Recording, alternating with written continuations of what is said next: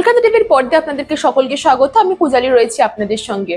আজ কথা বলবো পলিমার নোট অর্থাৎ প্লাস্টিক নোটের ব্যাপারে। কি এই প্লাস্টিক নোট? ভারত সরকারের তরফ থেকে জানানো হয়েছে ইতিমধ্যে অনেক রাজ্যে শুরু হয়েছে এই প্লাস্টিক নোটের ব্যবহার। কিভাবে এই প্লাস্টিক নোট আসছে, অর্থাৎ রিজার্ভ ব্যাংক অফ ইন্ডিয়ার তরফ থেকে জানানো হয়েছে এই প্লাস্টিক নোট অর্থাৎ পলিমার নোটের ব্যবহার খুব শীঘ্রই শুরু হতে চলেছে এই ভারতবর্ষে। কারণ কি জানা যাচ্ছে, এই পলিমার নোট অর্থাৎ এই প্লাস্টিক নোটের সংখ্যা যদি শুরু হয়ে যায় তাহলে জানা যাচ্ছে অনেক রকম ভাবে রিজার্ভ ব্যাংক অফ ইন্ডিয়া সুবিধা পাবে। যেমন কি যদি আপনারা ধরুন, যদি এই প্লাস্টিক নোটের মাধ্যম দিয়ে অনেকেই পলিমার নোট বিশেষ ধরনের টেস্ট প্লাস্টিক ফিল্ম দিয়ে তৈরি হয়, এই নোট জল বা ময়লায় সচরাচর নোংরা বা ভিজে যায় না, বা এই ক্ষেত্রে প্লাস্টিক নোট অর্থাৎ পলিমার নোট বৈশিষ্ট্যের কারণে জাল নোট তৈরি করাও কিন্তু খুব একটা সহজ হবে না। তার জন্যই রিজার্ভ ব্যাংক অফ ইন্ডিয়া ইতিমধ্যে ঠিক করেছেন বা সিদ্ধান্ত নিয়েছেন তারা কি প্লাস্টিক নোটের ব্যবহার খুব শীঘ্রই এই ভারতবর্ষে শুরু করতে চলেছে।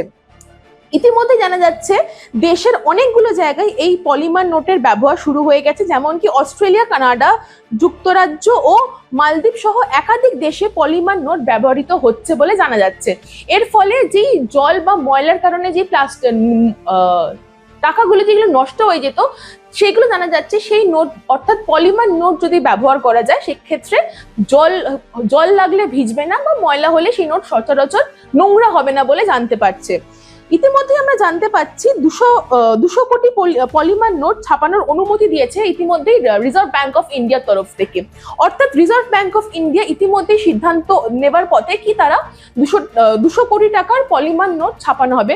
তার ফলে তারা দেখতে চাইছে এই 10 টাকা বা 20 টাকার নোটগুলোকে যদি পলিমার নোটে ট্রান্সফার করা হয় তাহলে সেইগুলোর ব্যবহার কেমন ভাবে হবে বা কি রকম ভাবে হবে সেই ব্যাপারেই তারা নির্ভর করছেন, এবং ভবিষ্যতেও তারা এই পলিমার নোটের যদি সদ্ব্যবহার হয় তাহলে তারা এই পলিমার নোটটাকেই আস্তে আস্তে বাড়াবে বলে জানা যাচ্ছে। অর্থাৎ এটাও জানা যাচ্ছে কি ফিল্ড ট্রায়াল সফল হলেই ভবিষ্যতে ধাপে ধাপে পলিমার নোট ব্যবহার বাড়ানো হতে পারে বলে জানা যাচ্ছে রিজার্ভ ব্যাংক অফ ইন্ডিয়ার তরফ থেকে। তাহলে আমরা জানতে পারছি এই রিজার্ভ ব্যাংক অফ ইন্ডিয়া প্রথমত পলিমার নোটের 200 কোটি টাকা অলরেডি ছাপানো শুরু করে দিয়েছে, যার ফলে পলিমার নোট কিন্তু বাজারে খুব শীঘ্রই আসতে পারে। কিন্তু কবে আসবে বা কবে এক্স্যাক্ট ডেট তারা এখনো অবধি সেই দিন বা ক্ষণ এখনো অবধি ফাইনালাইজ করেনি। খুব শীঘ্রই হয়তো ফাইনালাইজ করবে রিজার্ভ ব্যাংক অফ ইন্ডিয়ার তরফ থেকে। সেই তথ্য আপনাদেরকে তুলে ধরা হবে কলকাতা টিভির মাধ্যম দিয়ে। দেখতে থাকুন কলকাতা টিভি রাত দিন 7 দিন।